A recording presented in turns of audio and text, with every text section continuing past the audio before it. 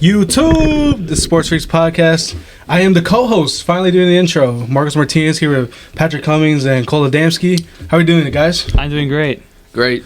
That's lovely. Let's get to it. Yeah, let's get to it. Cole, this is your first podcast. Yeah, first time being on camera. What's up, guys? Yeah, we've been trying to get Cole on here, but we're finally here. You know, I needed this basketball special, and I gotta get my Bulls knowledge. Yeah, let's go. All right, so two big topics here to talk about today. The Bulls trade for Josh Giddey. They got rid of Alex Caruso. Then the Bulls draft where they acquired Montesbalis, if I'm saying that correctly. Who's from Hinsdale. Let's first let's just get our thoughts first on the Alex Caruso trade for Josh Giddey.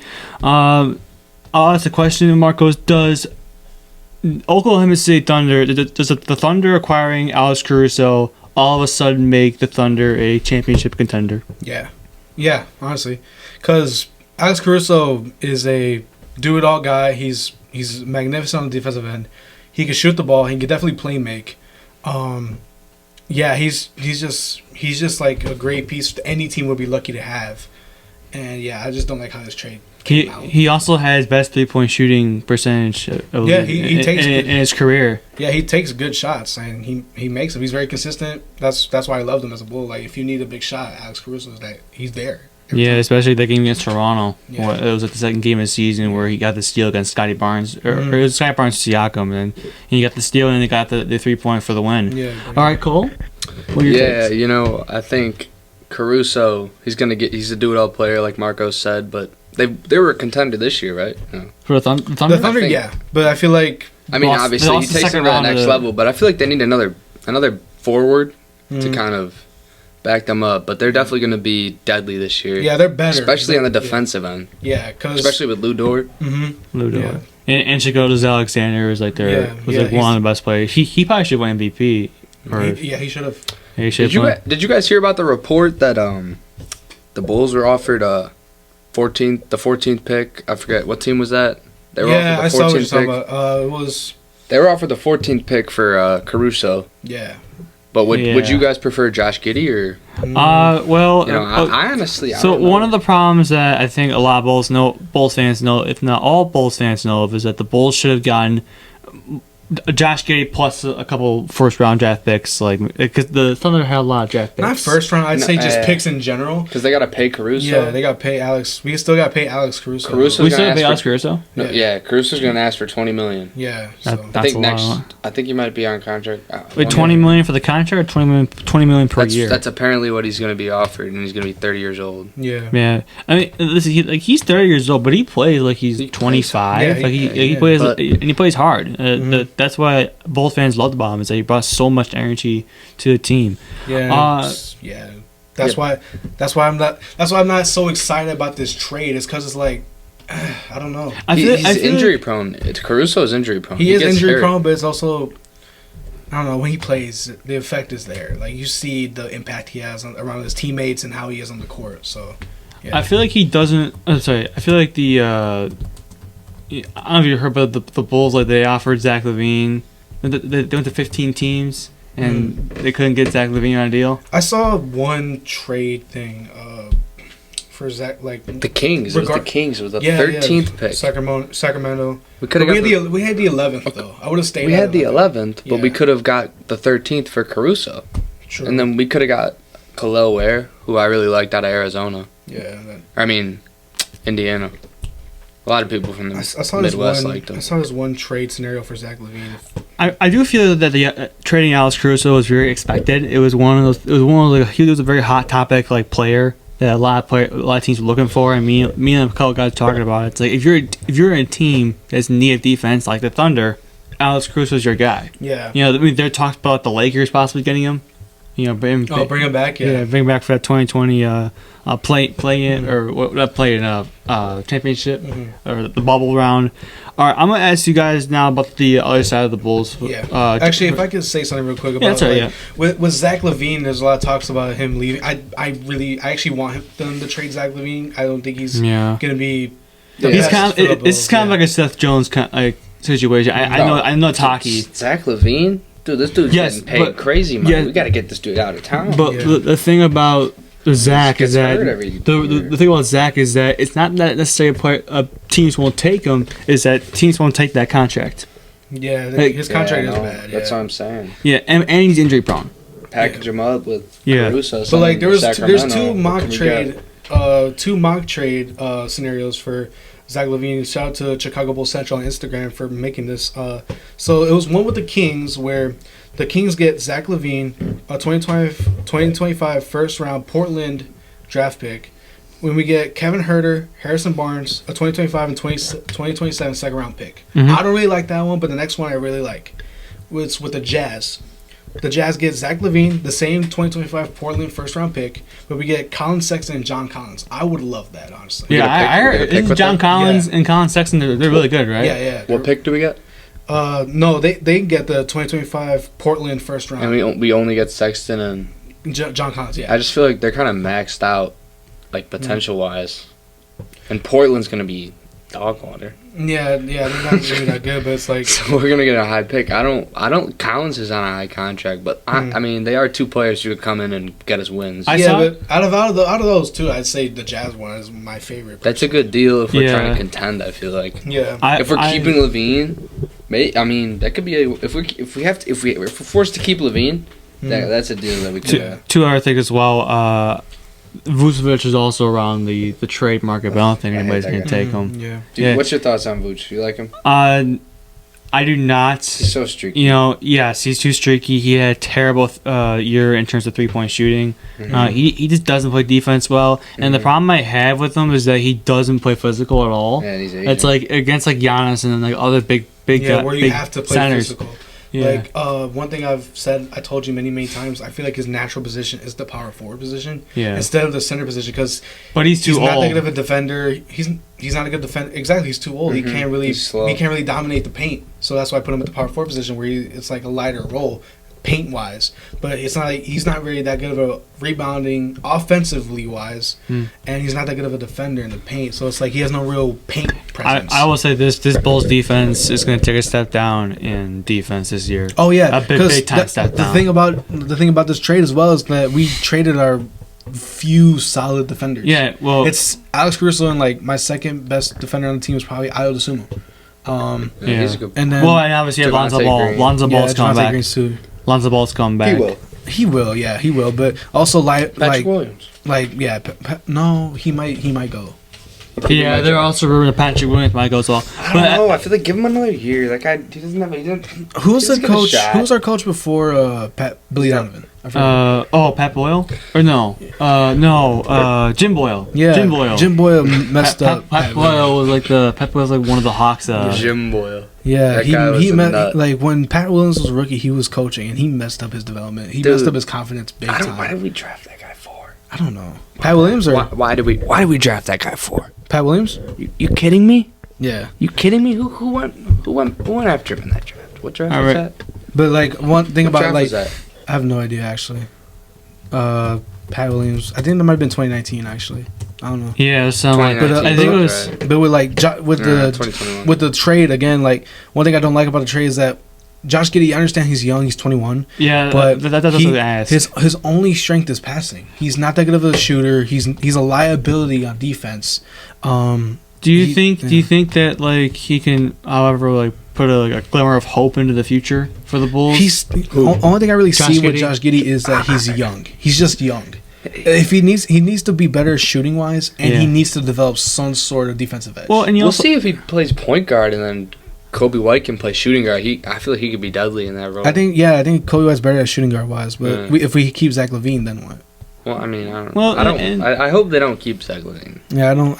There's no I appreciate Zach LaVine what he did. Here, so. Yeah, there's no real future. I appreciate what he did. Like he was fun to watch here, but like it's time to move on from him. Yeah, and I feel like for Josh Giddey though is that I think when the nonsense came out with him, it just felt like his like career just took like a dip. I mean, obviously that's gonna happen with anyone, but I'm not looking at this trade. Oh, Josh Giddey. He had to play a role this year because they were contenders. Yeah, he was playing a real role, but it's like I'm not looking at Josh Giddey for what those allegations stuff like that. But it's like I'm looking at him as a player and what I see on the court. Exactly. A couple guys drafted after after Patrick Williams.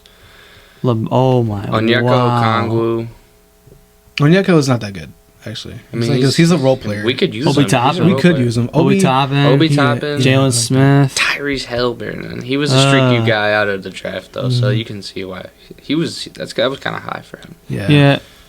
And then, speaking of draft, last night the Chicago Bulls took with the 11th overall pick Montesbalis, if I'm pronouncing his name right way, who's from Hinsdale, and I like that. We're drafting a Chicago native, and a lot of Chicago. They better not say from Chicago when he comes out on the. No, when he comes out, they probably will though, because every Chicago-related Instagram page is saying the Chicago kid, the hometown kid. I know, but Hinsdale's not Chicago, bro. Exactly, so they better not do that. That's one thing. Wrong. Like if you're like from Aurora or like Rockford or somewhere, you claim Chicago, you're not from Chicago, bro. You're not from Chicago. Yeah, let's get that out the way. Illinois native. Illinois native. From the suburbs of Chicago. Say that. Illinois native Montesbalis. And I gotta tell you, a lot of Bulls fans are very excited for this kid. 19 years old, and I will say, I just watched a couple of highlights before we started this video. I like what I see. I love it, yeah. Very streaky shooter, you were saying, Cole, if I'm not mistaken. I love love his dunks. From three, streaky, but in the mid-range, he can get to his spots. And he can move, though. He's very smooth. He can move. And he doesn't look like he has bunnies, but this kid can jump. You were saying in the car that he's kind of like Kevin Durant type of player. I mean, if I could compare him to anyone, I would say like he's a long, lengthy guy. Long. He can shoot. He can handle the ball. He can move really well. And I'd see. And he can post up. So that is equivalently like Kevin Durant. I'm not saying he's going to turn out to be Kevin Durant. I'm just saying if I had to compare him to someone, it would be Kevin Durant. Yeah, that's a good comparison. Just saying potential-wise. Yeah, potential-wise, KD. Do you guys? So it'll be funny if he turns out better than KD, because you know what's a KD is the Chicago Bulls are an interesting landing spot for Kevin Durant. I don't do it. I wouldn't do it. Probably not. He's too old. Yeah, I would say. It'd be fun though. If you're Billy Donovan, that would be fun, though. It's still Kevin Durant. He could still play at elite level. Yeah. If you're Billy Donovan or Arturas Karnisovas, the head coach Billy Donovan, the GM Karnisovas, do you play Buzelis like off the bat like that, or do you just give him time to develop? I say don't do him like Patrick Williams. Because they kind of like didn't play him much. Yeah, Patrick Williams didn't play him. Like you were saying. And Dalen Terry, like Billy does not play Dalen Terry for. He played him more this season, but it's like he needs more time. Because of the injuries. No, he wasn't even injured. He was on the bench half the time. No, I was saying Dalen Terry played more because of the injuries to Pat Williams, Zach LaVine, Torrey Craig off for a little bit. And he played well when he had minutes, but it's like he needs more to show. The problem I had with Dalen Terry though is that I feel like he rushed things too much. Like he was like scrambling with the ball. Yeah, he plays at like max speed at all. Yeah, he's trying to just like tone it down. Like, he doesn't know. The Bulls did not take good care of the ball last year. I gotta tell you. I mean, I know that they were very good with the assists, and that's the main point that Josh Giddey is gonna play. And I gotta tell you though, this is a tough one. This is a tough question I just asked. Would you send him down the first couple of games? Would you play him off the bat? No. I'm saying toss him in the fire. I'd say toss him in the fire. Second rotation, like like the bench kind of. He needs good minutes. Yeah, he needs good minutes, but like second, like when the starters need a break, like 6th man, 7th man, like those guys, he needs to be in that rotation as like backups. He needs to be in that rotation as like the backup. What position is he gonna play? Do you know? He's a forward. I know he's a forward. I'd like to see him try and play 3 in the NBA. I kind of want to see him play a small forward. So he's playing small here's a forward. dilemma I saw on Instagram. He's not right now, but like he's listed. I'm looking on the G League site right now. He's listed at 209, 6'10", but then when he went to the combine, he was listed at 6'8.5" or something, or 6'8". I don't know, 6'8" point something. So he's like 6'9", we'll say. So he's not 6'10". So I guess he was listed at 195. So that's 15 pounds less. That's a big difference. So we can't play him at the 4. Like 195, you cannot play. Yeah, because if he's playing at the 4, he's gonna have to go against Giannis, Embiid. Pascal, Embiid. Well, Embiid center, but like. So he's got to develop. Julius Randle. Julius Randle. Julius Randle. So he needs he's only 19 though. He needs to gain weight for sure, but he's only 19. Like he's only 19. And I also do you know what's crazy? What's up? We're 05 kids, right? Are you 05, 06 Yeah, kid? 05. Okay. Half these prospects in the draft were born in 05. It's kind of crazy. Hey, Connor Bedard's our age. Yeah, him what? too. Yeah, Connor Bedard's our age. How old is he? He's 18. Connor, but oh my goodness. Yeah, he's turning 19. Yeah, so it's like- in July. Jesus. Yeah, it's crazy Yeah, how it like some is of these kinda- guys are our age and they're doing like all of this stuff. So that's something I always Yeah, thought you about. gotta start somewhere and look at us. Mhm. I also think. I asked this question. Do you think the Bulls could possibly make the playoffs? Or, Hell no. Okay. No. That's no, all I no. gotta say. That was sorry for my language, but like that was the quickest no of my life. They're not. If anything, max play in max Like, like the top for seed. this. Yeah, for this new team. Either that or the bottom seed of the playoffs. Probably. They would have to face Boston. I don't think they'll make the playoffs at all. Yeah. They'll probably either play in max. Like that's what I said. Play in max. I don't think they're making the playoffs. They live in the plan. They love the plan. Yeah, for some reason. Jerry Reinsdorf loves the plan. He literally said himself. Yeah. Oh, we made the play in. That means it was a successful season. He was Shut getting up, Jerry. 2 blocks a game last year. God. 2 blocks a game from Matas last year Okay, so he has defensive presence. in the G League, but he has bunnies and Wait. length. He can play defense, and then he can play. He's got to put on some weight. So here's my question: How long do you think Lonzo Ball will get back to his natural form? Well, he's playing. Cleared like, for everything. Yeah, he's fully basically been cleared. Yeah, he's fine. Like I'm talking about like the Lonzo Ball we saw before he got injured. It's hard to say. I don't know. I can't don't think. It's been I 2 don't- years, We yeah. haven't seen him. Yeah, we we can't haven't say. seen him. How do It's we like judge? 2 years, basically. 2.5 years sophomores last time he played. Yeah, we're gonna have to wait till October Yeah, to see that. because they're not gonna put him in there immediately. They're Well, not- he said he'd be back for game 1. Yeah, he's going. He's full probably going. not starting. Probably. Yeah. Oh on the yeah, bench, yeah. He'd probably be on the bench. Yeah, probably out the bench. He's probably not gonna start for a while because they need to maintain him. Like they need to watch him, see how he moves, and see if anything's bothering him. They have to take him out right away Yeah. because it's like that's literally the last game I saw him play was 2 years ago against the Warriors. It was a blowout win for the Warriors, but I saw Lonzo Ball play. He went to the locker room, never came out. Everyone in the stands was like, "What happened to Lonzo? Where's Lonzo?" Oh, Lonzo.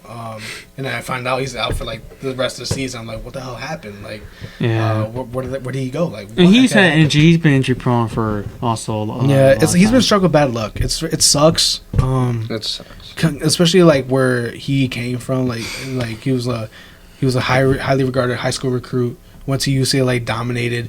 Second overall pick, all the expectations in the world. People were saying Steph Curry, Magic Johnson hybrid. And then he wasn't that good of a rookie. He struggled in LA. He got traded to the Pelicans. He started playing well. He got injured, and then he came to the Bulls. He was playing really well, and then he got injured again. So he just get bad luck. So it's unfortunate for him. Yeah, I will say I feel like if the Bulls play at their best, I think they're gonna be like that last seed of the playoffs. But I think you're right, Marcos. The max spot is where they'll probably be in the play-in as time goes on. All right, so that is it for episode 13 of this podcast. It was a very interesting episode with the Bulls trade and who they drafted, Montesbalis.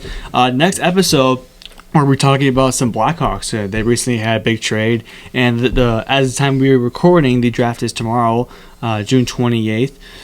So in the next video, we'll talk about the Blackhawks and who they drafted. It could be Ivan Demidov, it could be somebody else. We'll see you guys in the next one. Thanks for having me, guys. Peace.